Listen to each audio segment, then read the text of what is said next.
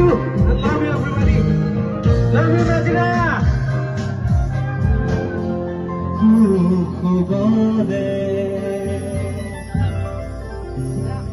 হাহি হাহি আবতিলা অশ্রু ভরা অনুভূতিবোৰ